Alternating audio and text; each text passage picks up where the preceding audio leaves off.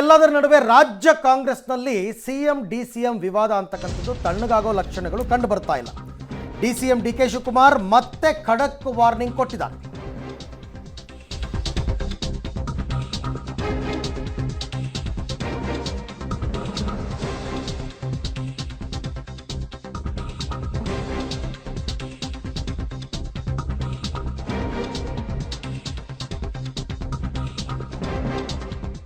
ಶಿಸ್ತಿನ ವಿಚಾರದಲ್ಲಿ ಯಾವ ಕಾಂಪ್ರಮೈಸು ಇಲ್ಲ.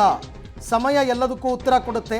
ಅನಗತ್ಯವಾಗಿ ಹೇಳಿಕೆ ನೀಡೋರಿಗೆ ಶೋಕಾಸ್ ನೋಟಿಸನ್ನು ಕೊಡ್ತೀನಿ, ಯಾರು ಯಾರಿಗೆ ನೀಡ್ತೀನಿ ಅಂತಕ್ಕಂಥದ್ದನ್ನು ನೀವೇ ಕಾದು ನೋಡಿ ಅಂತ ಇವತ್ತು ಮತ್ತೊಮ್ಮೆ ಎಚ್ಚರಿಕೆಯನ್ನು ಕೊಟ್ಟಿದ್ದಾರೆ.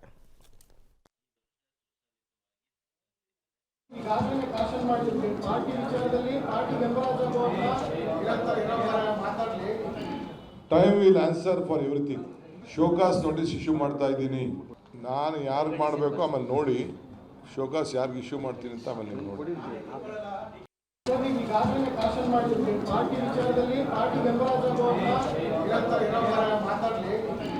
Time will answer for everything. Show cause notice issue ಮಾಡ್ತಾ ಇದ್ದೀನಿ. ನಾನು ಯಾರಿಗೆ ಮಾಡಬೇಕು ಆಮೇಲೆ ನೋಡಿ, ಶೋಕಾಸ್ ಯಾರಿಗೆ ಇಶ್ಯೂ ಮಾಡ್ತೀನಿ ಅಂತ ಆಮೇಲೆ ನೀವು ನೋಡಿ. ಡಿಕೆ ಶಿವಕುಮಾರ್ ಅವರು ವಾರ್ನಿಂಗ್ ಕೊಟ್ಟರು ಕೂಡ ಡೋಂಟ್ ಕೇರ್ ಎಂಬ ರೀತಿಯಲ್ಲೇ ನಡ್ಕೊಳ್ತಾ ಇದ್ದಾರೆ ಶಾಸಕರು, ಸಚಿವರುಗಳು. ಕಾಂಗ್ರೆಸ್ನಲ್ಲಿ ಸಿಎಂ ಡಿಸಿಎಂ ಕುರ್ಚಿ ಕದನ ಈಗಲೂ ಕೂಡ ಮುಂದುವರಿತಾ ಇದೆ. ಡಿಕೆ ಶಿವಕುಮಾರ್ ಸಿಎಂ ಆಗಲೇಬೇಕು ಅಂತ ಚನ್ನಗಿರಿ ಶಾಸಕ ಶಿವಗಂಗಾ ಬಸವರಾಜ್ ಹೇಳಿಕೆ ಕೊಟ್ಟಿದ್ದಾರೆ. ಶಿವಗಂಗಾ ಬಸವರಾಜ್ ಮತ್ತು ರಾಜಣ್ಣ ವಿರುದ್ಧವಾಗಿ ಎಚ್.ಸಿ. ಬಾಲಕೃಷ್ಣ ಕಿಡಿ ನುಡಿಗಳನ್ನು ಹೊರಹಾಕಿದ್ದಾರೆ. ಯಾರೋ ಬಾಯಿ ಚಪ್ಪಲಕ್ಕೆ ತೀಟೆಗೋಸ್ಕರ ಮಾತಾಡ್ತಾರೆ, ಹಾದಿ ಬೀದಿಯಲ್ಲಿ ಹೋಗೋರು ಮಾತನಾಡಬಾರ್ದು ಅಂತ ಹೇಳಿಕೆ ಕೊಟ್ಟಿದ್ದಾರೆ.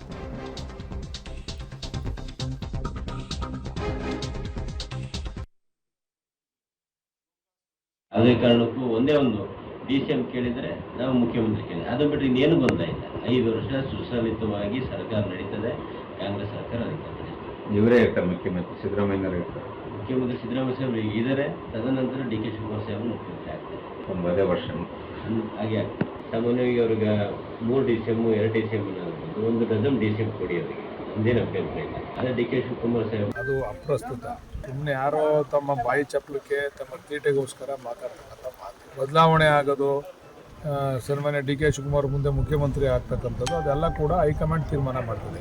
ಯಾರೋ MLAಗಳು ರೋಡಲ್ಲಿ ಹೋಗೋರು, ಆಗಿಲ್ಲಿ ಹೋಗೋರು, ಬೀದಿಲಿ ಹೋಗೋರು ಮಾತಾಡಬಾರದು ಅಂತ ಮನವಿ ಮಾಡ್ತೀವಿ. ಪಕ್ಷ ಶಿಸ್ತಿಂದ ನಡಿಬೇಕು, ಕಾರ್ಯಕರ್ತರ ಅಭಿಪ್ರಾಯಕ್ಕೆ ಗೌರವ ಕೊಡಬೇಕು, ಕಾರ್ಯಕರ್ತರಿಗೆ ಮನಸ್ಸಿಗೆ ಧಕ್ಕೆ ಆಗದೇ ಇರತಕ್ಕಂಥ ರೀತಿಯಲ್ಲಿ, ನೋವಾಗದೇ ಇರತಕ್ಕಂಥ ರೀತಿಯಲ್ಲಿ ಮುಖಂಡರುಗಳು ನಡ್ಕೋಬೇಕು. ನಾನು